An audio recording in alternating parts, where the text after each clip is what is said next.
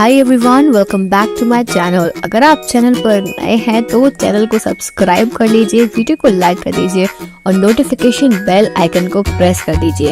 इस चैनल पर आपको मिलती है बेस्ट करियर गाइडेंस, यूनिवर्सिटी से रिलेटेड सारे अपडेट्स, साथ ही में फॉरेंसिक साइंस के स्पेशल लेक्चर्स। तो जल्दी से सब्सक्राइब कर लीजिए, लाइक कर लीजिए और वीडियो को शेयर करना मत भूलिए। Hi everyone, welcome back to my channel. I hope you all are doing good. तो आप सभी को पता है मैंने टाइम टेबल पोस्ट करा था कि हम CUET PG 2024 फॉरेंसिक साइंस की फ्री ऑनलाइन क्लासेस यहाँ पे स्टार्ट कर रहे हैं।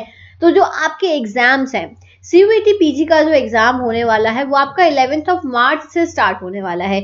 यानी कि अगर हम राउंड फिगर में देखें तो हमारे पास में एक महीना बचा हुआ है, ठीक है। ऑलमोस्ट 30 to 35 डेज हमारे पास में है। और इस टाइम पीरियड में, इस ड्यूरेशन में अगर आपने अभी तक अपनी बिल्कुल भी तैयारी नहीं करी है, प्रिपरेशन नहीं करी है CUET PG फॉरेंसिक साइंस की, और आप परेशान हो रहे हो कि मैम कंटेंट नहीं मिल रहा है, नोट्स नहीं मिल रहे हैं, बुक्स नहीं मिल रही हैं, तो यहाँ पर मैं आपको फ्री कोर्स लेकर आई हूँ। कोई चार्जेस नहीं है और मैं यही बोलूंगी, कोई भी पेड कोर्सेज लेने की आपको कोई जरूरत नहीं है। जब आपको कोई चीज फ्री ऑफ कॉस्ट जो है वो यहाँ पे मिल रही है तो मैंने ये डिसाइड किया कि मैं आप सभी को सारे लेक्चर्स, जितना भी आपका सिलेबस है फॉरेंसिक साइंस का, SCQP13 ये जो इसका कोड है, इसका मैं आपको सारा का सारा कंटेंट YouTube पर फ्री अवेलेबल कराऊंगी। डेली क्लासेस होंगी, शाम को 6 बजे रोज वीडियो आएगा और बहुत स्पीड में होगा। थोड़े लॉन्ग वीडियोस होंगे, लेंथी वीडियोस होंगे, पर आपका कंटेंट जो है, आपका जो सिलेबस है वो पूरा का पूरा यहाँ पे कवर हो जाएगा। और हमारा फोकस यही है, वीडियो लॉन्ग हो चाहे शॉर्ट हो, हमारा काम क्या है कि हमें हर चीज एक एक पॉइंट कवर करना है,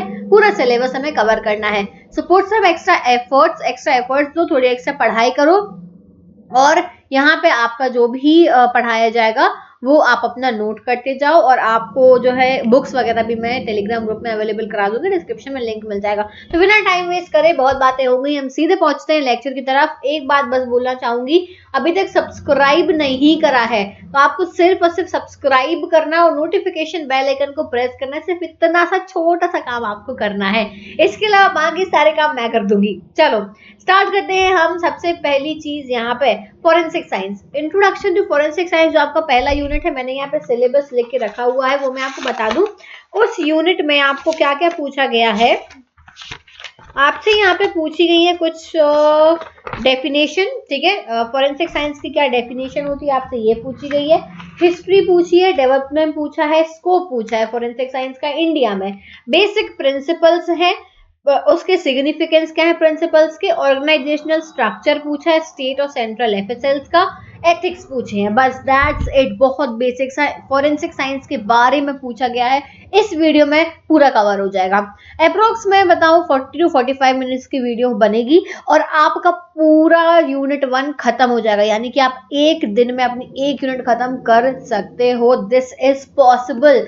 और वो मैं यहाँ आपकी खुद यहाँ कंप्लीट कराऊंगी। तो भाई मेरी रोज शाम को 6 बजे क्लासेस होंगी, आपको ज्वाइन करनी है। 6 बजे रेडी हो जाना, नोटिफिकेशन बेल आइकन को प्रेस कर लेना और हम टेस्ट सीरीज भी लेकर आएंगे, ठीक है। तो चलो सबसे पहले तो ये जान लो फॉरेंसिक साइंस क्या है। इसकी एक डेफिनेशन होती है, डेफिनेशन बड़ी सिंपल सी है। Forensic science in criminal investigation and trials is mainly concerned with material and indirectly through material with main, place, time, among main, the investigating officer and most of the important person. ये basically मतलब इसका मतलब दिया हुआ, ये definition नहीं है, ये मतलब दिया हुआ है कि फॉरेंसिक साइंस क्या है। फॉरेंसिक साइंस में आप क्रिमिनल इन्वेस्टिगेशन करते हो जिसमें मटेरियल्स इन्वॉल्व होते हैं, वहां कहीं पे क्राइम हुआ तो मटेरियल्स इन्वॉल्व होते हैं, मटेरियल के साथ में man, place, time, investigating officer, सब कुछ इन्वॉल्व होता है फॉरेंसिक साइंस में। फॉरेंसिक साइंस में आप आइडेंटिफाई करते हो, कंपेयर करते हो मटेरियल्स को, लिंक्स बिठाते हो क्राइम की, सस्पेक्ट से, क्रिमिनल से, विक्टिम से, वेपन से, प्लेस से, टाइम ऑफ अकरेंस आप देखते हो। ये है आपकी फॉरेंसिक साइंस। अब कोई बोले डेफिनेशन लिखकर बताओ, तो ये लो यहाँ पे आपकी डेफिनेशन भी मैं आपको बता देती हूँ। ये है इसकी definition, forensic science is the use of scientific methods or expertise to investigate crime or examine evidence that might be presented in the court of law। ये वर्ड बहुत जरूरी है, फोरेंसिक साइंस में आप साइंटिफिक मेथड्स का use करके examination करते हो, इन्वेस्टिगेट करते हो क्राइम्स को to present in the court of law. ठीक है, जस्टिस के लिए काम करते हो, कोर्ट ऑफ लॉ के लिए आप यहाँ पे काम करते हो। ठीक है, एक और डेफिनेशन है, forensic science comprises a diverse array of disciplines from fingerprint and DNA analysis to anthropology and wildlife forensics। forensic science में आप बहुत सारे disciplines को combine करते हो, fingerprint से लेके DNA तक, anthropology से लेके wildlife forensics तक, सब कुछ forensics में आ जाता है। अब इसके पहले वाली स्लाइड में भी कुछ चीजें मेंशन थी, वो भी मैं आपको बता देती हूँ। फोरेंसिक साइंस में यहाँ पे दिया हुआ है, forensic science embrace all branches of science, सारी ब्रांचेस साइंस की जो होती है वो इसमें आ जाती हैं, सारे लॉज जो होते हैं वो इसमें आ जाते हैं। इसमें जो टेक्निक्स है वो अलग अलग फील्ड से बोल सकते हैं, अलग अलग साइंस की डिसिप्लिन जो है उनसे लिए गए हैं, केमिस्ट्री से, मेडिसिन से, surgery, biology, photography, physics, mathematics. Forensic science अपने आप में सारे सब्जेक्ट्स को संभाल लेता है, इसमें सारी चीजें आ जाती हैं। यहाँ पे two peculiarities characteristic of forensic science, it is multi professional and multidisciplinary, remember this point, multi professional और multidisciplinary सब्जेक्ट है, कोई एक चीज नहीं होती है कि फोरेंसिक साइंस में सिर्फ बायो है, फोरेंसिक में सिर्फ फिजिक्स है, फोरेंसिक में सिर्फ केमिस्ट्री है। No, it comprises of all the disciplines, multi disciplinary subject है। ये समझ में आ गया? मैं बहुत ज्यादा डिटेल में नहीं बताऊंगी क्योंकि हमें ये लेक्चर जो है ये वन शॉट लेक्चर है। आपको अगर जो है नहीं समझ में आ रहा तो पॉज लो, रिपीट करके देखो। ठीक है, मैं इंपॉर्टेंट फटाफट आपको यहाँ पे पढ़ाने वाली हूँ क्योंकि आपके पास में डेफिनेटली टाइम कम है, बट ऐसा नहीं है कि कुछ मिस हो जाएगा, मिस कुछ भी नहीं होगा। चलो अब हम हिस्ट्री की बात करते हैं। हिस्ट्री में क्या है, देखो मिडिल ऑफ 12th सेंचुरी में चाइनीज को जो है क्रेडिट दे दिया गया था कि इन्होंने सबसे पहले नेचुरल डेथ और क्रिमिनल इंटेंट में यहाँ पे इन्होंने डिफरेंशिएट करके बताया था। चाइना में सब कुछ हो जाता है, ठीक है, चाइना वाले जो है सब पहले करके बैठे आते हैं, तो ये भी उन्होंने पहले कर लिया था। तो एक बुक थी सुंग तीजू की, ठीक है, जैसे मतलब ये एक्चुअली चाइनीज में नाम दिया हुआ है, मुझे नहीं पता इसको क्या प्रोनाउंस करते हैं, बट इसका मतलब है the washing away of wrong. ठीक है, इस बुक का मतलब है the washing away of wrong. The author observe the water collected in the lungs of drowning victim. इसने जो ऑथर था इसका, उन्होंने ये देखा कि ड्राउनिंग विक्टिम जो पानी में डूब के मर चुका है उस व्यक्ति के लंग्स में उसने वाटर देखा था। ठीक है, फ्लूइड इन लंग्स। तो it is also mentioned that strangulation could be assumed by damaged cartilage in the neck. ये उन्होंने चाइना वालों ने पहले ही बता दिया था, ये सब चीजें तभी हो चुकी थी 12th सेंचुरी में। इसके बाद में क्या हुआ, इसके बाद में 1686 में, ये डेट्स याद रखना, ये इंपॉर्टेंट डेट्स हैं, कब कैसे कहाँ क्यों किसने दिया किसने किया क्या हुआ ये सब आपको पता होना चाहिए। 1686 में सबसे पहला फिंगरप्रिंट कैरेक्टरिस्टिक जो रिकॉर्ड किया था वो किया था मार्सिलो माल्फिजी। ठीक है, मार्सिलो जो थे इन्होंने रिकॉर्ड किया था। ये एक प्रोफेसर है एनाटॉमी के थे, यानी ठीक है नहीं है, प्रोफेसर थे एनाटॉमी के at the University of Bologna in Italy.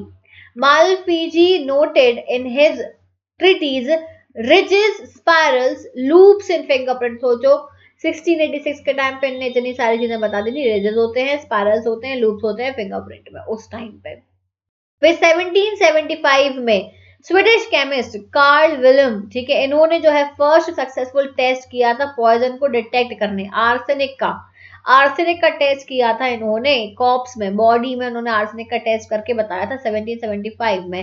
Next आते हैं इसके बाद में most significant early figure in this area is Mathieu Orfila. ये बहुत इंपॉर्टेंट नाम है, बहुत अच्छे से रट लो दिमाग में, ऑरफेला, मैथ्यू ऑरफेला।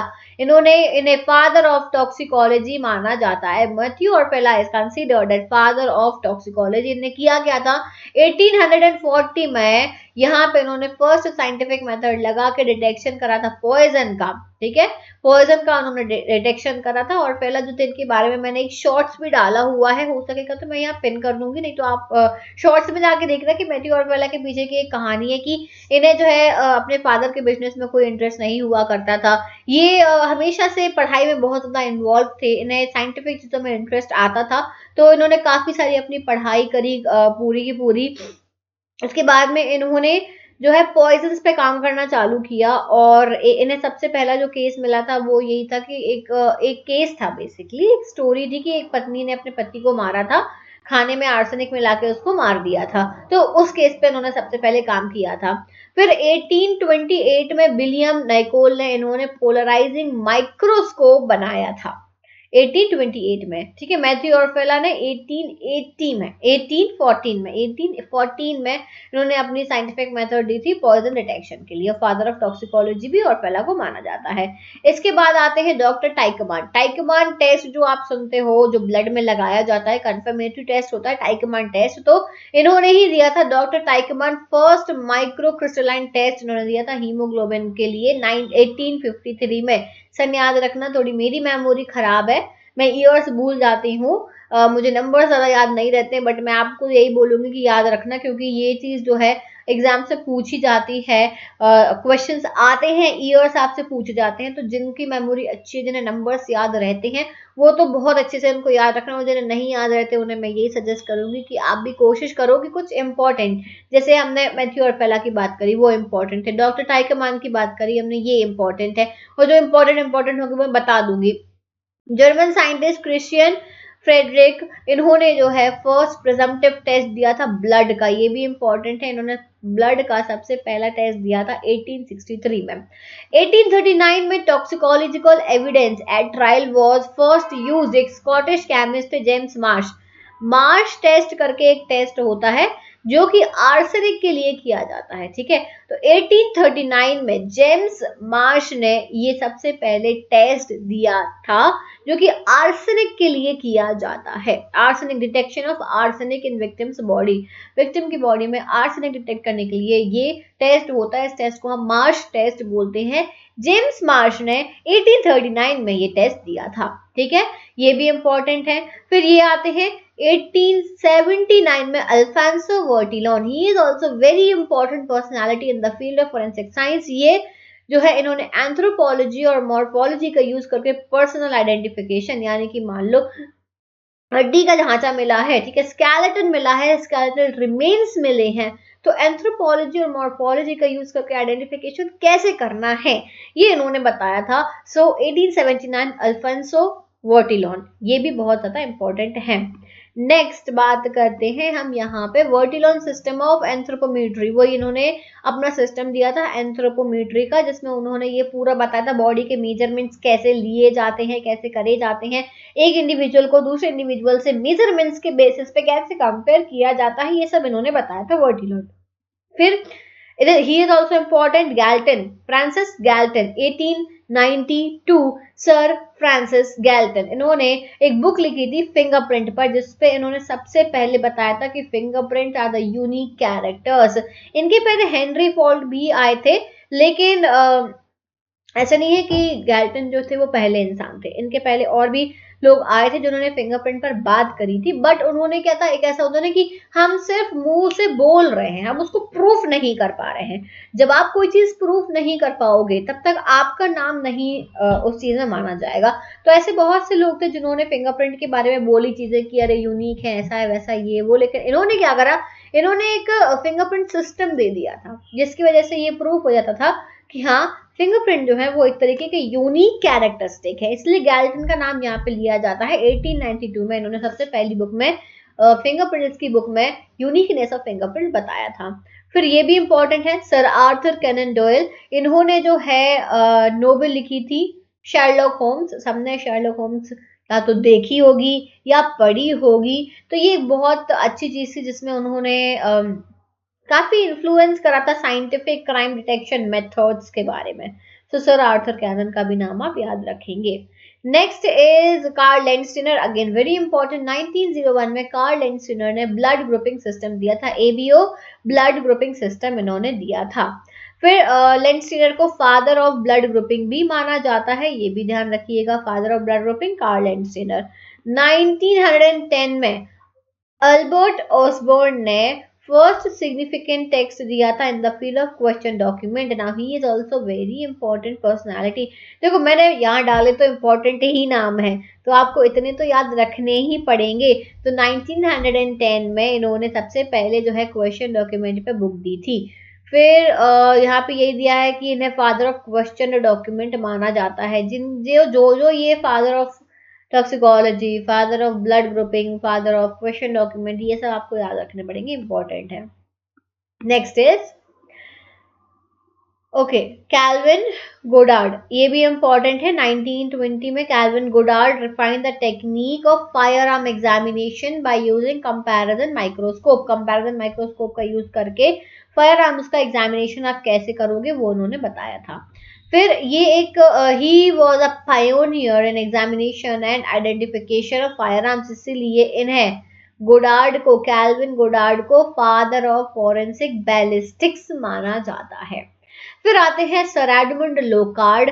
लोकार्ड का एक्सचेंज प्रिंसिपल आप सभी ने पढ़ा होगा, जो फॉरेंसिक की फील्ड से नहीं है उन बच्चों ने नहीं पढ़ा होगा तो उनको मैं बता दूं, इन्होंने एक प्रिंसिपल दिया था which is known as Locard's principle of exchange, जिसकी वजह से ये चीज इन्होंने प्रूव करी थी कि अगर कहीं पे कोई क्राइम हुआ है, कोई पर्सन वहां पे था, तो वहां पे आपको एक्सचेंज होगा, क्रॉस ट्रांसफर होता है ईच अदर का, आपस में क्रॉस ट्रांसफर है, होगा ही होगा। तो ऐसा पॉसिबल ही नहीं है कि आपको कोई भी सबूत वहां ना मिले, कितना ही कोई सबूत मिटा ले, लेकिन कुछ ना कुछ रह ही जाएगा। There will be exchange of material between two objects when two objects come in contact with each other, ये इन्होंने बोला था। तो ये ध्यान रखना, इन्हें father of modern forensic science माना जाता है। सर एडमंड लोकार्ड को father of modern forensic science माना जाता है। क्लियर। नेक्स्ट, अब हिस्ट्री खत्म होती है, अब हम बात करेंगे डेवलपमेंट की, कि इंडिया में या कैसे फोरेंसिक साइंस का डेवलपमेंट हुआ, कब स्टार्ट हुआ, कब लेबोरेटरीज बनी। तो सबसे पहले तो फर्स्ट केमिकल एग्जामिनर्स लेबोरेटरी ये बनी थी यहाँ पे मद्रास प्रेसिडेंसी में, was established under the Department of Health in 1849। 1849 में ये बनी थी। फिर उसके बाद में कलकत्ता में 1853 में यहाँ पे बनी थी लेबोरेटरी, ऐसी ही सेम लेबोरेटरी। फिर आगरा में बनी 1864 में, फिर बॉम्बे में बनी 1817 में, फिर लाहौर में बनी जो कि अब पाकिस्तान में है। ठीक है, उस टाइम पर नहीं था, जब बंटवारा हुआ, हमारे देश आजाद हुआ, ये वहां चली गई भाई, कहाँ चली गई, लाहौर में चली गई, पाकिस्तान में चली गई। अब देखो, ब्यूरो ऑफ एंथ्रोपोमेट्रिक मेजरमेंट, ये जो सबसे पहले बना था, ये भी बना था 1892 कलकत्ता में। एक मुझे कमेंट आया था मेरे पुराने वीडियोस पर कि कब, कुछ डाउट था एक बच्ची को कि इस ईयर में बना या इस ईयर में बना। तो अगर आप ये वीडियो देख रहे हो तो आप क्रॉस चेक कर लेना, ये जो है यहाँ पे मैंने फिर से मेंशन कर दिया है। आपने कुछ डाउट पूछा था कलकत्ता को ही लेकर, तो यहाँ पे पहला एंथ्रोपोमेट्रिक मेजरमेंट भी बना था 1892 में। फर्स्ट केमिकल एग्जामिनर्स लेबोरेटरी जो है 1849 में बनी थी, और कोलकाता में ही पहली ऐसी एक और लेबोरेटरी बनी थी 1853 में। Basically most of the laboratory सबसे पहले कोलकाता में ही बनी थी, उसके बाद में कहीं और बनी है। अब देखो, फिर से देख लो, 1897 में फर्स्ट फिंगरप्रिंट ब्यूरो भी कलकत्ता में बना था, जो सर एडवर्ड हेनरी ने बनाया था। ठीक है, एडवर्ड हेनरी ने बनाया था सबसे पहला फिंगरप्रिंट ब्यूरो कलकत्ता में। फिर ब्रिटिश गवर्नमेंट ऑफ बंगाल, इन्होंने क्रिएट करा था government handwriting expert of Bengal in 1904 में बना था। द होल सेटअप, इस पूरे सेटअप को उठा के शिमला शिफ्ट कर दिया गया था, इसी वाले सेटअप को उठा के शिमला शिफ्ट कर दिया 1906 में, और उसको सीआईडी के अंदर, डायरेक्टर सीआईडी के अंदर में रखा गया था। फिर सीरोलॉजी डिपार्टमेंट जो है वो भी सबसे पहले कलकत्ता में बना था 1910 में। तो आप देख सकते हो मोस्ट ऑफ द चीजें जो है बस ईयर अलग है, लेकिन बनी कोलकाता में ही है, स्टार्ट कोलकाता से ही हुई है। The section of detection of forgery in currency, currency में फॉर्जरी, करेंसी नोट्स में फॉर्जरी, नकली जाली नोट जो होते हैं, इसका रिकॉग्नाइजेशन जो था वो भी सीआईडी के अंडर, गवर्नमेंट ऑफ बंगाल के अंडर 1917 में स्टार्ट किया गया था। बंगाल में गवर्नमेंट ऑफ बंगाल सीआईडी के अंडर में। अब सबसे पहली स्टेट फॉरेंसिक साइंस लेबोरेटरी जो बनी, state forensic science research laboratory in India में जो बनी थी, वो बनी थी 1952 इन कलकत्ता। लो भाई देख लो, कलकत्ता में ही बनी थी। और ये इसने गवर्नमेंट केमिकल एग्जामिनर्स लेबोरेटरी जो पहले खुली थी उसको मर्ज कर लिया था, एफएसएल खुला, उस लेबोरेटरी को इन्होंने मर्ज कर लिया उसी के साथ में। इसके बाद में सबसे पहला फिंगरप्रिंट, सेंट्रल फिंगरप्रिंट ब्यूरो जो बना था वो कहाँ बना था आपका, ये बना था 1905 में शिमला में, ठीक है, 1905 में शिमला में बनाया गया था। ये सब याद करना पड़ेगा, कोई इसमें वो नहीं है, सब याद करना पड़ेगा। इसके बाद फर्स्ट CFSL, फर्स्ट CFSL कब बना, वो भी कलकत्ता में बना था 1957 में। Directorate of forensic science DFSS जो बना, जिसके अंडर में जो है हमारे FSL चलते हैं, ये बना था 2002 में। Ministry of home affairs government of India के अंदर ये बना था 2002 में। अब हम इंडिया में बात करें कि कितने CFSLs हैं, तो 6 CFSLs थे प्रेजेंट में नहीं, आई मीन इनिशियली 6 CFSL थे। कौन कौन से थे ये भी सुन लो। यहाँ पे चंडीगढ़ CFSL 1993 में था, ठीक है, फिर Kolkata CFSL 1957, Hyderabad CFSL 1967, Pune 2011, Guwahati 2011, Bhopal 2011। Presently 7 CFSL है, क्योंकि हम जो देखते हैं CFSL Delhi, CFSL new Delhi जो है वो भी यहाँ पे है, तो इनके साथ में ये भी ऐड कर लेना, CFSL दिल्ली भी है। तो टोटल हमारे यहाँ 7 CFSLs है। ये देखो यहाँ ये लिखा हुआ है, there are presently 7 CFSL in India, Hyderabad, Kolkata, Chandigarh, New Delhi, Guwahati, Bhopal and Pune. अब इनमें से जो 6 हैं, यानी हैदराबाद, कोलकाता, चंडीगढ़, गुवाहाटी, भोपाल और पुणे, ये सब आते हैं DFSS के अंदर। लेकिन जो न्यू दिल्ली का CFSL है, ये CBI के अंडर में आता है, ठीक है। तो 6 are under DFSS and 1 is under CBI। अब टोटल 32 FSLs हैं। फॉरेंसिक साइंस लेबोरेटरी, ये CFSL क्या है, central forensic science laboratory. 7 central forensic science laboratory है। 32 FSLs हैं प्रेजेंटली हमारे कंट्री में, हमारे इंडिया में टोटल 32 FSL है, ठीक है। नेक्स्ट, अब यहाँ पे ऑर्गेनाइजेशनल स्ट्रक्चर की हम बात करेंगे। ऑर्गेनाइजेशनल स्ट्रक्चर कैसा होता है, तो ये यहाँ पे फिर वही चीज मेंशन है। CFSL कितने हैं, 7, याद रखना, ये नंबर में बार बार यहाँ पे फोकस दे रही हूँ। CFSL 7 है, SFSL 32 है, SFSL भी स्टेट फॉरेंसिक साइंस लेबोरेटरी 32 है, रीजनल फॉरेंसिक साइंस लेबोरेटरी 80 है और प्लस 10 यहाँ पे लिखा हुआ है, यानी ये अभी बन रही है, ऑन प्रोसेस है। तो 80 रीजनल फॉरेंसिक साइंस FSL हैं और 529 मोबाइल FSL हैं। बहुत सारी हैं भाई हमारे यहाँ पे FSLs, ठीक है, इतनी सारी FSLs हैं, इतनी सारी FSLs हैं, तो डेफिनेटली सरकार को इन पे देखना चाहिए, काम करना चाहिए और लोगों को रिक्रूट करना चाहिए। तो डेफिनेटली फ्यूचर में आके बहुत सारे रिक्रूटमेंट्स होंगे, क्योंकि FSLs काफी सारी है, काम बढ़ता ही जा रहा है, केसेस रुक नहीं रहे हैं, तो वैकेंसीज भी आएंगी और आप जब तक अपनी पढ़ाई कंप्लीट करोगे आपको नौकरी ही नौकरी मिलेगी फॉर श्योर, ठीक है। नेक्स्ट, अब एक स्ट्रक्चर की बात करते हैं कि FSLs किस टाइप से काम करते हैं। अब देखो, सबसे पहली चीज तो जितने भी इंडिया में FSLs हैं, CFSL हो गए, स्टेट FSL हो गए, सब जो है यहाँ पे मिनिस्ट्री ऑफ होम अफेयर्स, ठीक है, सरकार के अंदर काम करते हैं, मिनिस्ट्री ऑफ होम अफेयर्स के यहाँ पे काम करते हैं और DFSS के अंडर में है सारे के सारे।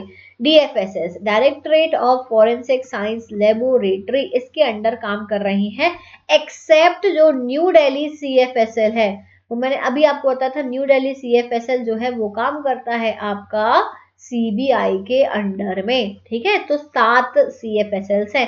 बाकी के जो है CFSL हैदराबाद, चंडीगढ़, कोलकाता, कामरूप, ये गुवाहाटी है बेसिकली, भोपाल और पुणे, ये सब जो हैं ये DFSS के under, directorate of forensic science services के अंडर काम करते हैं। हर CFSL में एक हेड होता है, हेड ऑफिस होता है, डायरेक्टर या कोऑर्डिनेटर हम इसको बोलते हैं। इसके बाद में ही मैं बताऊंगी, और भी लेवल्स मैंने समझाए हैं, अगर आपको सिर्फ इसी पे जानना है कि FSL कैसा होता है, FSL में सैलरी कितनी होती है, FSL में हम कैसे जाएं, तो इन सब पर एक मेरी पूरी की पूरी वीडियोस बनी है सेपरेट, तो वो आप फ्री टाइम में देखते रहना। FSL में कौन कौन होता है, कौन से एग्जाम्स देने होते हैं, क्या आपको पढ़ाई करनी होती है, वो सब मैंने बताया हुआ है। तो वो सब आप देख सकते हो। करियर इन फॉरेंसिक साइंस के नाम से एक प्लेलिस्ट बनी है, उसमें देखो फ्री टाइम में। अभी पढ़ाई पे फोकस करो, अभी सिर्फ इतना ही जानो। यहाँ पे आपके दो तरीके से, जब कोई भी एफएसएल होता है, दो तरीके से डिविजन होते हैं। एक तो साइंटिफिक डिवीजन होगा, एक एडमिनिस्ट्रेटिव सेक्शन। ओके, तो देखो मैंने अभी आपको क्या बताया कि जब भी कोई एफएसएल बनता है, ठीक है, मान लो आपको एफएसएल खोलना है, आप खोल नहीं सकते हो ऑब्वियसली, सिर्फ मैं पढ़ाने के लिए बता रही हूँ कि आपको आपने कोई एफएसएल खोलना है तो आपको डिवीजन बनाने होंगे। अब एक तो हो गया भाई साइंटिफिक लोग, जो साइंटिफिक चीजें देख रहे हैं, लैब के अंदर टेस्ट लगा रहे हैं, रिपोर्ट लिख रहे हैं, सब कुछ कर रहे हैं। लेकिन एक होता है एडमिनिस्ट्रेटिव सेक्शन, जो बाकी की चीजें भी देख रहा है। तो पहले हम एडमिनिस्ट्रेटिव सेक्शन की ही बात करेंगे। एडमिनिस्ट्रेटिव सेक्शन में यहाँ पे एस्टेब्लिशमेंट होगा, अकाउंट्स देखे जाएंगे, परचेज वगैरह, भाई सामान भी तो चाहिए आपको। एफएसएल में परचेजिंग होगी, सामान चाहिए, अकाउंट्स देखने पड़ेंगे। केस रिसेप्शन होता है, केस रिसेप्शन पे सिर्फ वहां पे केस लिए जाते हैं, यानी कि कोई आया पुलिस वाला, उससे सामान लिया जाएगा। केस रिसेप्शन, केस रिसीव होते हैं वहां पे। तो ये वाली चीजें जो होती हैं, ये अलग सेक्शन हो गया। अब आ जाओ साइंटिफिक डिवीजन में। अब फॉरेंसिक साइंस के बहुत सारे डिविजन होते हैं, ballistic, physics, electronic, document, biology, toxicology, explosive, narcotic, chemistry, fingerprint, question document, cyber, बहुत सारे, ठीक है, बहुत सारे डिविजन होते हैं यहाँ पे। हर डिवीजन में अलग अलग व्यक्ति काम करते हैं, और एक डिवीजन में एक व्यक्ति नहीं होता, एक डिवीजन में कई सारे लोग काम करते हैं। ठीक है, मैं आगे की स्लाइड में देख रही हूँ कि अगर हमारे में मेंशन है या फिर नहीं है। हाँ है मेंशन, देखो यही मैं आपको समझाना चाह रही थी कि यहाँ पे जब कोई एफएसएल होता है तो एफएसएल में ना एक रैंक वाइज लोग होते हैं, है ना। कहीं पे भी अगर कोई काम कर रहा है तो वहां पर रैंक्स होती हैं कि किस किस रैंक पे लोग काम करेंगे। तो मैं आपको यहाँ पे समझाऊं, सबसे टॉप मोस्ट रैंक पे होते हैं डायरेक्टर। सबसे ऊपर होता है डायरेक्टर, डायरेक्टर के ऊपर कोई नहीं, ये सबसे ऊपर वाली पोस्ट है। डायरेक्टर के नीचे आता है जॉइंट डायरेक्टर, उसके नीचे आता है डेप्यूटी डायरेक्टर, उसके भी नीचे आता है असिस्टेंट या एसोसिएट असिस्टेंट डायरेक्टर। ठीक है, असिस्टेंट डायरेक्टर आता है। असिस्टेंट डायरेक्टर के नीचे यहाँ पे दिया हुआ है जूनियर साइंटिफिक ऑफिसर। समझ रहे हो ये चेन, यहाँ पे देखो डायरेक्टर, ठीक है, फिर joint director, deputy director, assistant director, फिर जेएसओ। ठीक है, जेएसओ आता है। इसके बाद में साइंटिफिक ऑफिसर, एक आता है सीनियर साइंटिफिक एसएसओ। इसके बाद में आता है साइंटिफिक ऑफिसर एसओ। उल्टा जा रहा है, नीचे नीचे वाली रैंक जा रहे हैं हम। इसके नीचे जो आता है वो आता है एसएसए। एसएससी के नीचे आता है एसए। इसके भी नीचे, फिर ऐसे के भी नीचे जो है वो आता है एलए, और एलए के और या फिर लैब टेक्नीशियन, एलए या एलटी यहाँ पे होते हैं। तो ये होती है यहाँ पे पोस्ट। लेबोरेटरी असिस्टेंट या लैब टेक्नीशियन सबसे नीची पोस्ट है, उसके ऊपर scientific assistant, senior scientific assistant, scientific officer, senior scientific officer, junior scientific officer, assistant director, deputy director, director, बहुत सारे हैं। ठीक है, तो इस तरीके से पोस्ट होती हैं जो कि हर डिवीजन में प्रेजेंट होते हैं। बात समझ में आ गई। ये था एडमिनिस्ट्रेटिव स्ट्रक्चर भी बता दिया, ऑर्गेनाइजेशनल स्ट्रक्चर भी मैंने आपको बता दिया है, चाहे वो सीएफएसएल हो, एसएफएसएल हो, आरएफएसएल हो, सब में यही सिस्टम फॉलो होता है। क्लियर भाई? नींद तो नहीं आने लगी किसी को भी? नींद आ रही हो तो पानी वानी पी लो, थोड़ा फ्रेश हो लो, मुंह धो लो, क्योंकि आगे की जो क्लासेस हैं वो इतनी ही लेंदी होंगी, क्योंकि आपके पास में समय कम है, आपके पास में सिर्फ 1 महीना है और आपको प्रिपरेशन करनी है 1 महीने के अंदर अंदर। पानी पी लो, कुछ खा लो, सब कुछ कर लो, ब्रेक ले लो, लेकिन पढ़ाई में से आपको कोई भी जो है क्या बोलते हैं, मक्कारी नहीं करनी है। कोई मक्कारी नहीं करेगा। प्लीज अच्छे से पढ़ाई करो। अगर आप डेडिकेटेडली कर लोगे ना, आई एम गारंटिंग यू कि भाई तुम्हारा एग्जाम निकल जाएगा, कोई टेंशन नहीं है, आराम से निकल जाएगा। समझ गए बात को? चलो अब देखो, अब हम स्कोप की बात करते हैं। फॉरेंसिक साइंस का स्कोप क्या है इंडिया में, जिसके बारे में सब जानना चाहते हैं। अब तुम लोगों को मैं बता दूं कि स्कोप पर मैंने एक सेपरेट वीडियो बना रखी है, scope of forensic science in India. तुम्हें टाइम मिले तो उसको देख लेना, यहाँ पे मैं पिन कर दूंगी। अभी लेकिन इतना ही जानो, स्कोप है डेफिनेटली। अब किस किस फील्ड में है? Art forensics, computer forensics, digital forensics, year print analysis, forensic accounting, जितने भी डिवीजन है हर डिवीजन में होता है। फॉरेंसिक अकाउंटिंग के बाद में forensic anthropology, astronomy, botany, chemistry, fingerprint, question document, toxicology, cyber forensics, DNA analysis, इतनी सारी फील्ड होती है। इन सभी फील्ड में लोगों की जरूरत पड़ती है। ये देखो ये दिया हुआ है। और DNA analysis, engineering, serology, psychology, toxicology, aerial photography, crime scene management नाम से भी एक वो होता है डिवीजन। तो भाई इतनी सारी फील्ड है, कौन कहता है स्कोप नहीं है? बताओ कौन कह रहा है? बहुत स्कोप है, स्कोप बढ़ेगा और कम नहीं होने वाला है। समझ गए? स्कोप की बात खत्म करने के बाद में आते प्रिंसिपल्स पे। अब भाई फोरेंसिक साइंस में कुछ प्रिंसिपल्स है, कुछ लॉज है जो बहुत ज्यादा इंपॉर्टेंट है। यहाँ पे आपको ये डायग्राम दिख रहा होगा, ये है वो प्रिंसिपल एंड लॉज। तो बेसिकली 7 प्रिंसिपल्स है फोरेंसिक साइंस में। 7 प्रिंसिपल्स और डिसिप्लिन का या लॉज का यूज किया जाता है जिन पर आपकी पूरी फोरेंसिक्स बेस्ड होती है। ठीक है, ये है वो सातों के सातों प्रिंसिपल। तो अब इस पे हम एक एक करके डिस्कस करेंगे कि क्या हर प्रिंसिपल क्या बोल रहा है। सबसे पहला आता है principle of individuality. Principle of individuality का क्या मतलब है? एक बार डेफिनेशन पढ़ लो फिर मैं समझा रही हूँ। एवरी इंडिविजुअल, नेचुरल और man made, has a distinct quality or characteristic which is not duplicate in any other form. The most distinctive character associated with law of individuality is fingerprint. इसमें ये बोला गया, सीधी सी बात ये है कि कोई भी दो चीजें, चाहे वो नेचुरल हो चाहे वो ह्यूमन मेड हो, कभी भी दो चीजें सेम नहीं हो सकती हैं। उनमें कुछ ना कुछ डिफरेंट, कुछ ना कुछ डिस्टिंक्ट आपको देखने को मिलेगा ही मिलेगा। ठीक है, तो इसका सबसे अच्छा एग्जाम्पल है फिंगरप्रिंट। फिंगरप्रिंट कभी भी दो इंडिविजुअल्स के सेम नहीं हो सकते हैं, चाहे वो जुड़वा बच्चे ही क्यों ना हो, आइडेंटिकल ट्विंस हो चाहे नॉन आइडेंटिकल ट्विंस हो, किसी भी तरीके के ट्विंस हो, फिंगरप्रिंट कभी भी दो लोगों के सेम नहीं हो सकते हैं इस पूरे संसार में। ध्यान रखना, कभी कोई बोले भी ना fingerprint never, fingerprints are never same, they are the unique characteristic, individual characteristic होते हैं। ठीक है, फिंगरप्रिंट्स हो गए, फुटप्रिंट्स हो गए, टूल मार्क्स हो गए जो क्राइम सीन पे मिलते हैं, ये सब प्रिंसिपल ऑफ इंडिविजुअलिटी के बेसिस पर ही एनालाइज किए जाते हैं। तो ये पहला प्रिंसिपल समझ में आ गया। दूसरा है यहाँ पे principal of exchange. Principal of exchange क्या बोलता है कि जब भी कोई इंडिविजुअल, इसमें आता है आपका लोकार्ड प्रिंसिपल ऑफ एक्सचेंज। मैंने आपको बताया था सर एडमंड लोकार्ड जो है, इन्होंने एक प्रिंसिपल ऑफ एक्सचेंज दिया था। ये प्रिंसिपल ऑफ एक्सचेंज क्या बोलता है? Every contact leaves a trace.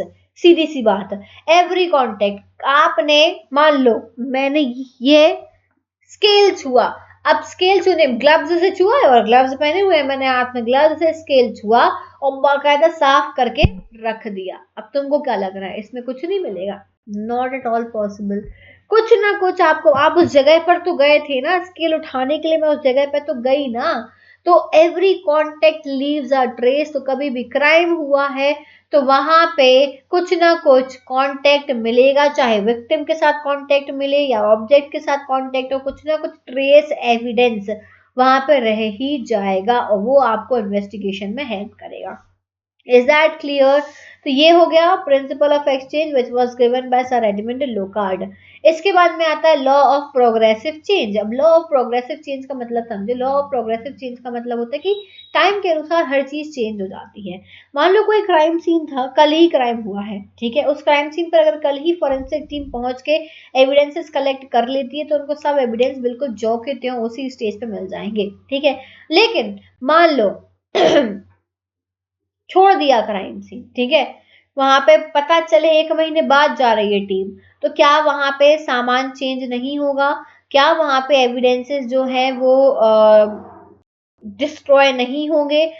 उस पे हीट, लाइट, एयर, सब कुछ भाई, बारिश भी पड़ेगी, पानी भी आएगा, पानी बारिश एक ही बात है, ठीक है, बारिश भी आएगी, धूप पड़ेगी, हवा आएगी, सब कुछ वहां पे आएगा, जिसकी वजह से क्या होगा? एविडेंस जो है वो धीरे धीरे धीरे धीरे टाइम के पैसेज के साथ में चेंज हो जाएगा। तो यही लिखिए, everything changes with the passage of time.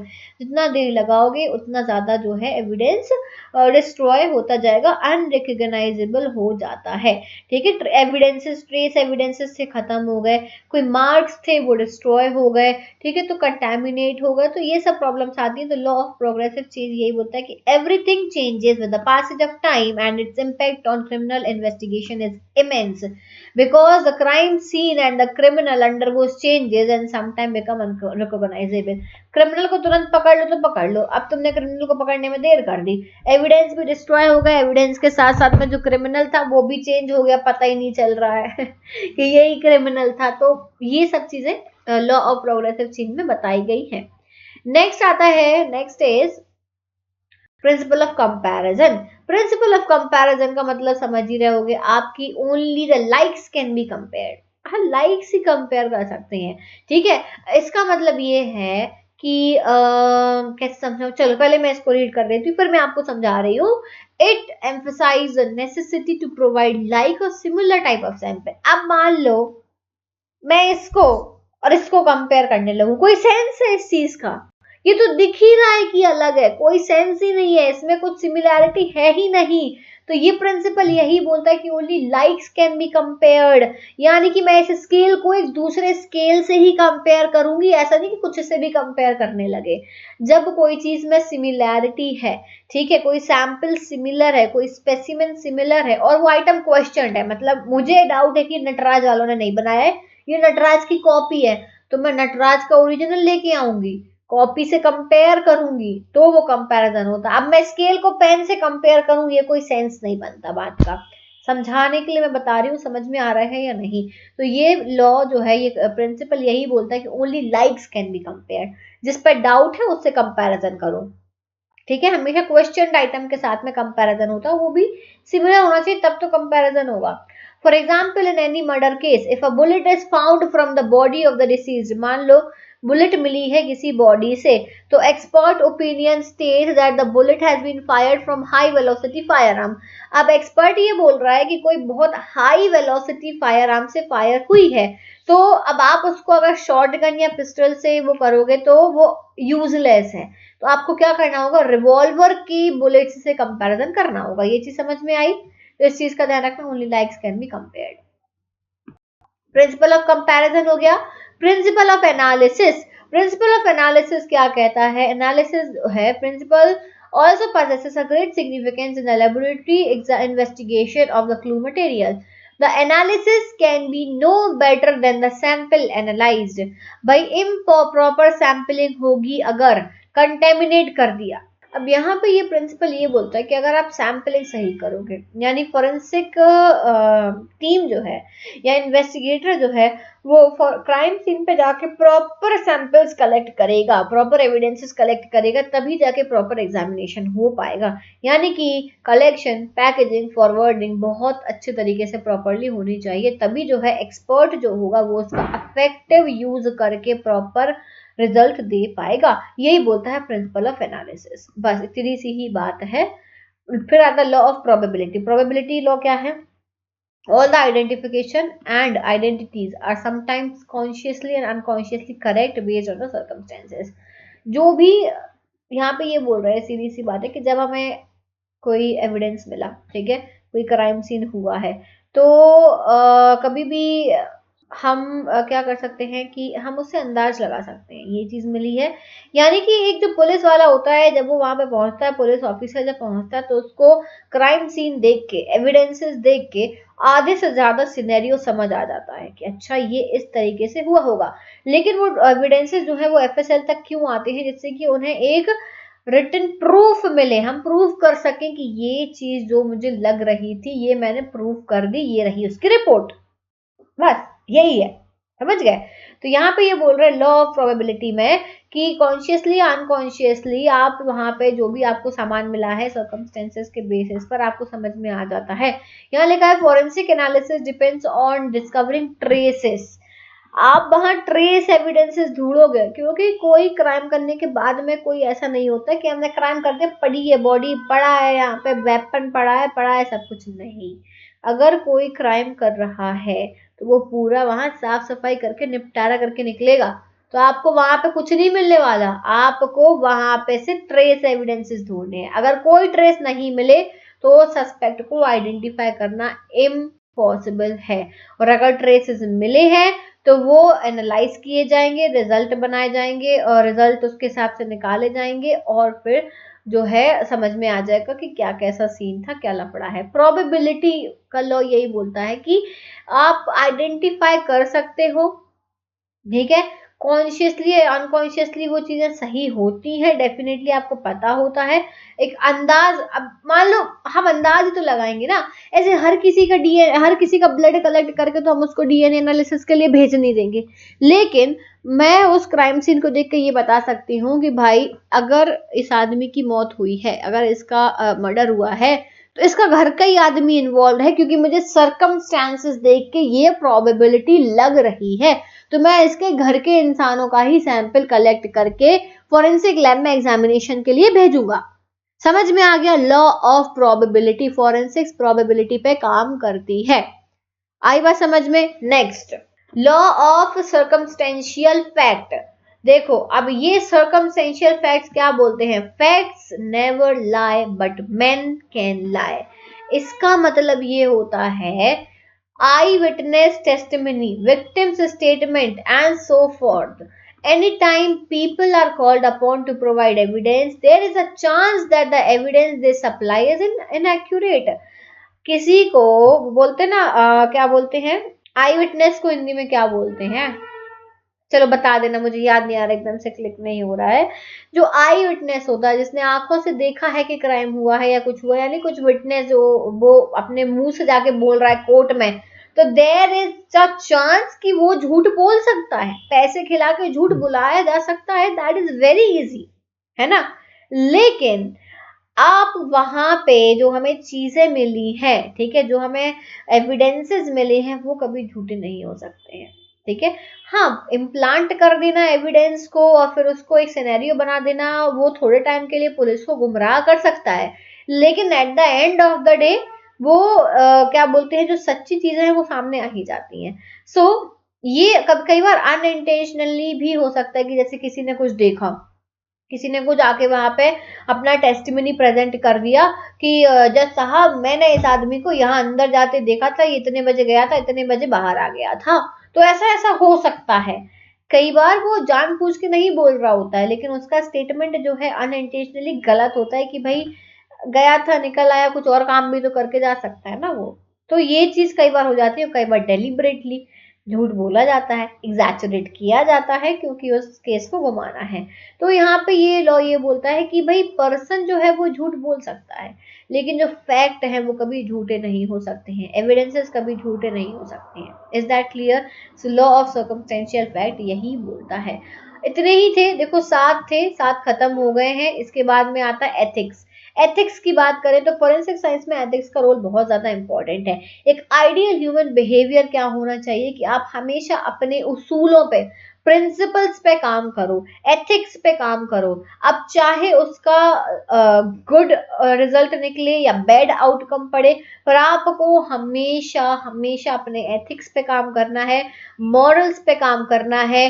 कभी भी अपने मॉरल्स को, एथिक्स को भूलना नहीं है। अब इसमें क्या एथिक्स होते हैं? एक फॉरेंसिक जो एक्सपर्ट होता है उसके एथिक्स सबसे पहले तो सुन लो, एक्यूरेट रिप्रेजेंटेशन ऑफ क्वालिफिकेशन। कभी भी अपनी क्वालिफिकेशन, एजुकेशनल क्वालिफिकेशन को गलत मत दर्शाओ, कोई नकली डिग्री मत लेकर आओ, हमेशा एक्यूरेट रिप्रेजेंटेशन दो। दूसरा होता है maintain the integrity of evidence. Evidence की इंटीग्रिटी हमेशा बना के रखो, कभी जो है इधर से उधर मत करो एविडेंस को, किसी को बताओ मत कि हम क्या काम कर रहे हैं, ये चीज बहुत इंपॉर्टेंट है। True and accurate representation of data. Data हमेशा ट्रू और एक्यूरेट होना चाहिए, कभी भी गड़बड़ नहीं होना चाहिए। क्लियर एंड कंप्लीट डॉक्यूमेंटेशन होना चाहिए, डॉक्यूमेंटेशन में कोई भी गड़बड़ी नहीं होनी चाहिए। और भी है, काफी सारे एथिक्स हैं, अभी मैं और बता रही हूँ। और ये है इम्पार्शियलिटी। अगर आपके घर का भी कोई केस आ जाए ना, आपको पता है मेरे घर का है, लेकिन पार्शियल नहीं होना है। एग्जामिनेशन के दौरान you are a forensic expert, not your family member or a relative or a friend or a cousin. You are just a forensic expert doing your duty and you should do it based on your ethics and morals. This is very important. Impartiality of testimony. आपको कभी court बुलाया जाता है, आप कोई partial जवाब नहीं दोगे, जो आपको पता है जो सच है वही बोलोगे। Confidentiality and disclosure. Being a forensic expert आप कभी भी उस केस की कॉन्फिडेंशियलिटी अपने घर में नहीं बताओगे, अपने पड़ोस में, अपने दोस्त को, अपने गर्लफ्रेंड को, अपने बॉयफ्रेंड को, किसी को नहीं बताओगे। कॉन्फिडेंशियलिटी बना के रखोगे, कभी किसी को कुछ नहीं बताना है। Reporting of colleagues who violate the professional ethical code. Now this is very important. अगर आपको दिख रहा है कि आपके आसपास कोई व्यक्ति जो है वो गलत कर रहा है, then it's your duty to go and report that. It is very important. ये ethics होते हैं, morals होते हैं, जो आपको अभी से पढ़ाए जाते हैं and you should follow. तो भाई साहब काफी लंबा लेक्चर था, मुझे तो एक्चुअली बहुत मजा आया इतना बड़ा लेक्चर लेके, पूरे एक बार में आपको पूरे पढ़ाने में मुझे बहुत मजा आया। आपको कैसा लगा लेक्चर, कैसा लगा वीडियो, मुझे कमेंट में जरूर बताना। डेली वीडियो आएगा, डेली लेक्चर आएगा, शेयर करना। और यहाँ तक अगर देख लिया वीडियो और अभी तक सब्सक्राइब नहीं करा तो बहुत गलत बात है, वेरी रॉन्ग। सब्सक्राइब कर दो, बस इतना ही तो मांग रही हूँ, फ्री क्लासेस दे रही हूँ। सब्सक्राइब करो, लाइक करो, कमेंट करो, ठीक है। So thank you so much for watching this video. I will see you soon in the next video. Till then take care everyone, bye bye.